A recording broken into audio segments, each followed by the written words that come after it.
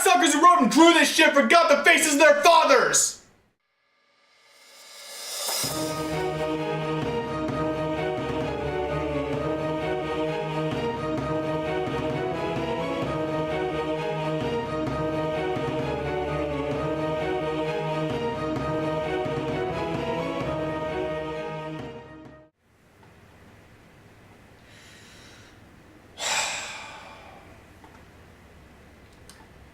People, I made a big mistake here. God. We are less than a week away from the release of the long-awaited Dark Tower film. And as per usual with Comic Book Spotlight, I decided to take a look at a comic related to the latest film release. But, just, how? How does a comic based on such a beloved property turn out so fucking bad? Okay, so for those of you who need context, The Dark Tower is a series of novels written by the great Stephen King that started way back in 1978 with a series of short stories that ran until 1981 before being tied together and reworked to the first novel of the series, The Gunslinger, back in 1982.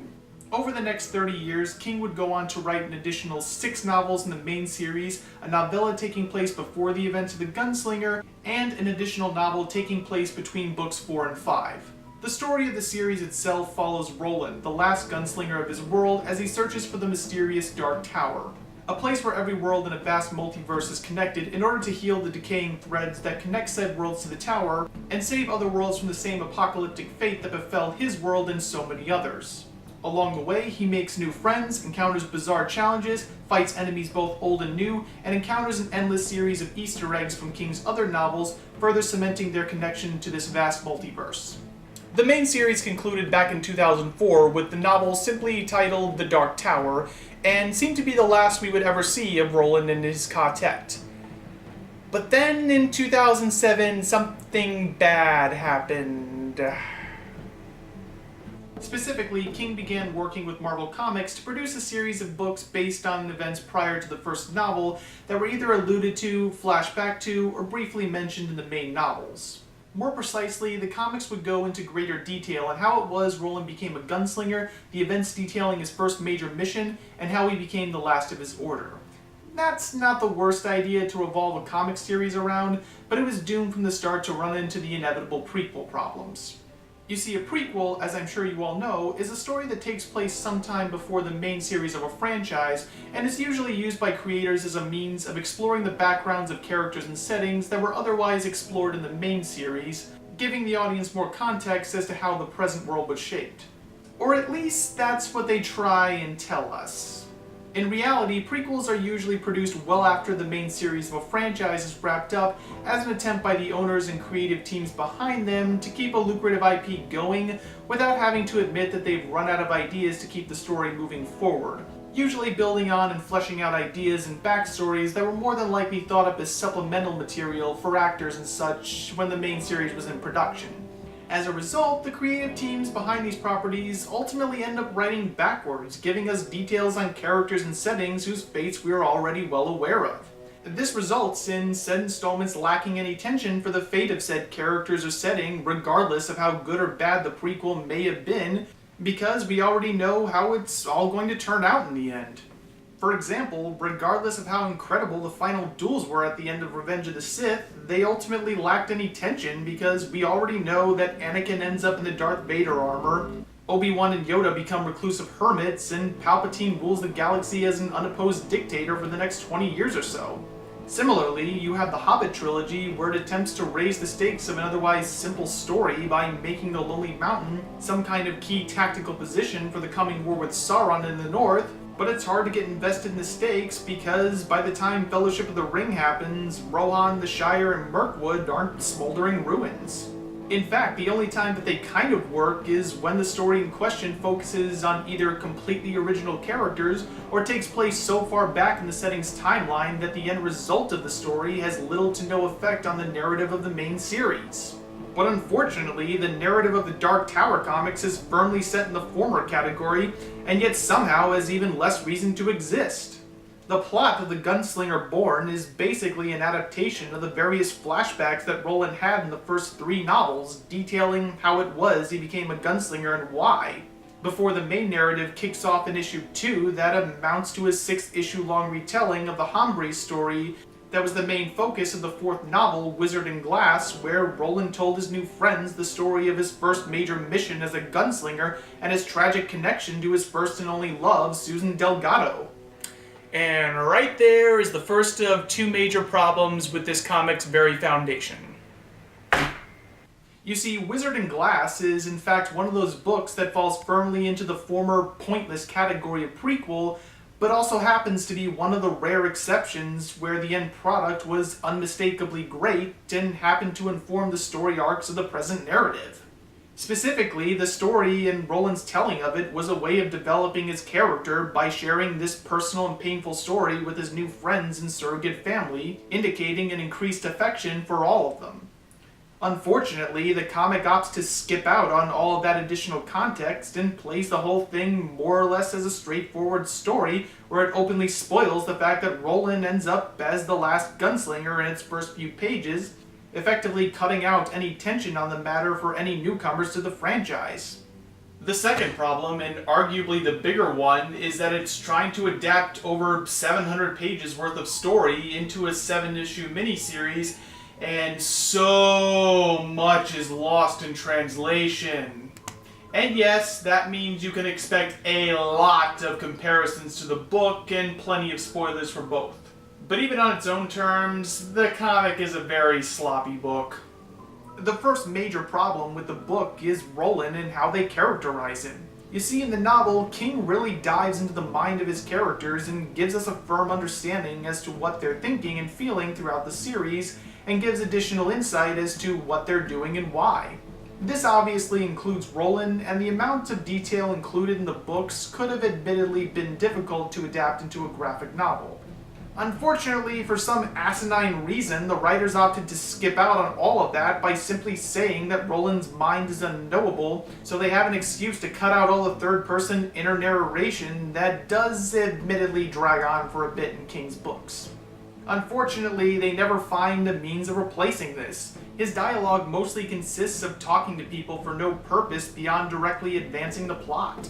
It's always the situation hombre, how they plan to deal with it, what the bad guys are planning, and why and who they feel they can or can't trust, and ultimately tells us nothing about his character beyond the fact that he has an almost robotic drive to complete his mission. The only sort of exception to this is when he's talking to Susan and confesses that he's in love with her, but again, it's more of a plot-driven event given the context of this in the book. If anything, the whole romantic subplot with Susan actually makes Roland look more like a cold, calculating sociopath who's manipulating Susan's unfortunate situation just so he can get what he wants from her, both sexually and for the sake of his mission, as opposed to being the hormone-driven teenager that he was in the novel. The rest of the characters fare a little better in this regard. None of them quite get the same sociopathic treatment as Roland, but I couldn't tell you anything about them outside of a reoccurring quirk or two. One of Roland's fellow gunslingers, Alain, for example, has psychic empathic abilities because... I honestly couldn't tell you why. The comic never really explains it. He just has them because. Then the other gunslinger character, Cuthbert, likes to use a slingshot and is really good with it, which is something, I guess, but the comic tells us nothing about these characters otherwise. We never learn what they like or dislike, why they're friends with Roland, why they're so committed to this mission, or even why they're so upset when he goes off to talk to Susan, which he only does twice in the comic, by the way. Maybe it was supposed to be a bros before hoes mentality, but in the comic it's never even hinted at. Speaking of Susan, she fares little better than any of the gunslingers. We do know what her primary motivations are, but we're given very little reason to care. Like the Gunslingers, she doesn't get much of a personality beyond being head over heels in love with Roland, which apparently happens after only meeting him 3 times? What? Okay, but anyway, for the most part though, she's in the story primarily to move the plot along, for Roland to manipulate and take advantage of, and say how much she loves him. I'd call it sexist and offensive, but with those characteristics, she is, by default, the most developed character in the entire book, so make of that what you will, I guess. Likewise, the villains are pretty one-note. To be fair, they actually do have some distinct characteristics and personality, but they never go beyond being one-dimensional mustache twirlers who do what they because...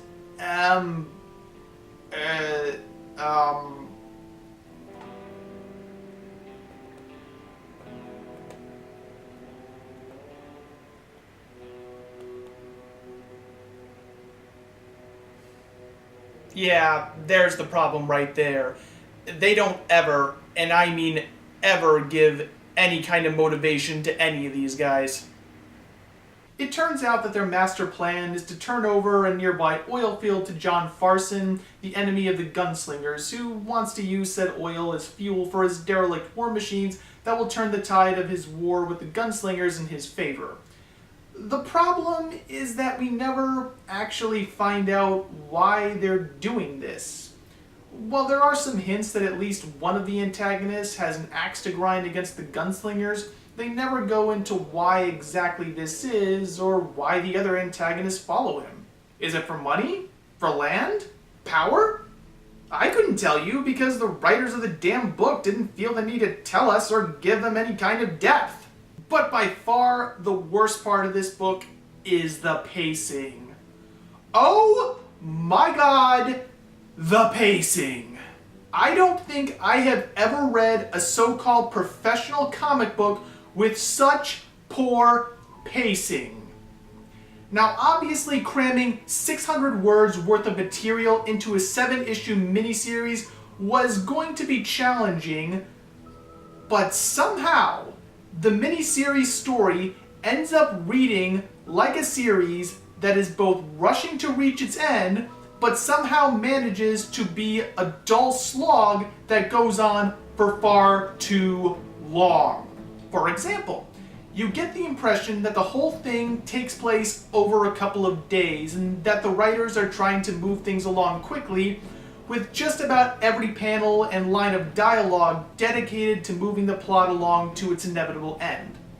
The problem is the means by which they move the plot along. Several times throughout the book, the writers flat out tell you what is going on through a caption box. They'll tell you that this character got captured, or tell you that he or she went here or there. Or they'll tell you that the bad guys are on the move, as opposed to actually using, the artwork to properly convey what is going on with the text supplementing it, like, I don't know, a good comic writer would do.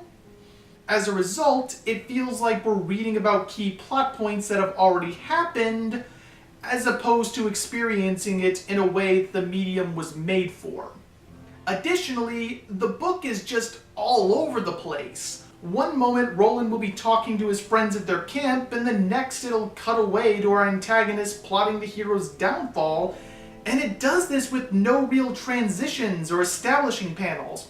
At one point, Roland is talking to Susan for the first time, and then the next page they're at the mayor's house, giving us no impression that any time had passed, or even letting us know that's where they were headed. As a result, you get an experience that tears you from one location to another, and have to read half the damn page before you know what the hell is going on! And as you might have guessed by now, none of this is helped by the artwork. Now, don't get me wrong, the artwork itself isn't bad. In fact, it's very nice to look at, but it is very ill-suited to sequential storytelling. The main problem is how the characters' faces are drawn. For some reason, the artist decided to keep shrouding them in darkness or only show half of their faces in the panel. It's not poorly drawn or colored by any means, but as a result, you really don't get any range of emotion from the characters' facial expressions. ultimately leaving it up to the writers to do this job through the writing, and as we've already established, they weren't up to the task. The rest of it is more geographical than anything else. It's very difficult to figure out where everything is and where the characters are in relation to one another. Towards the end, we get a big battle where Roland and company attack a group of soldiers in an ambush, but we never see exactly how they're doing this, nor do we see where they are in relation to this enemy force. As a result, it looks like they're springing out of thin air to kill an unestablished number of enemies at an unknown location, because the book never bothers to give us an establishing panel to show where we are, or any kind of map of the area to give us an idea as to where the battlefield is and what it looks like.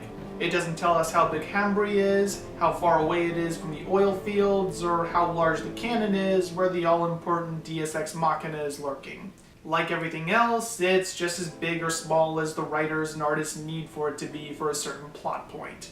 It's just a mess. In the end, The Dark Tower, The Gunslinger Born is just bad. And it's not the interesting kind of bad. It's not like we're seeing the creative mind of a once great writer rot before our eyes like in All-Star's Batman and Robin, or viewing the terribly offensive yet still hilarious content of Wonder Woman Earth 1 or Lost Girls. It's just a very poorly constructed book that had too few issues to properly adapt a 700-page story. The characters aren't developed enough for you to care about them, the art fails to coherently convey what is supposed to be going on, and it's a bit difficult to be caught up in the sweep of the story when you already know that everyone except Roland ends up dead well before the events of the first Dark Tower novel. Honestly, I would just recommend reading the books and working your way up to Wizard and Glass. It's a much better way to spend your time. And honestly, guys, if you see any damn copies of this book, do us all a favor and burn them. Well, now if you'll excuse me, I have some unfinished business to take care of.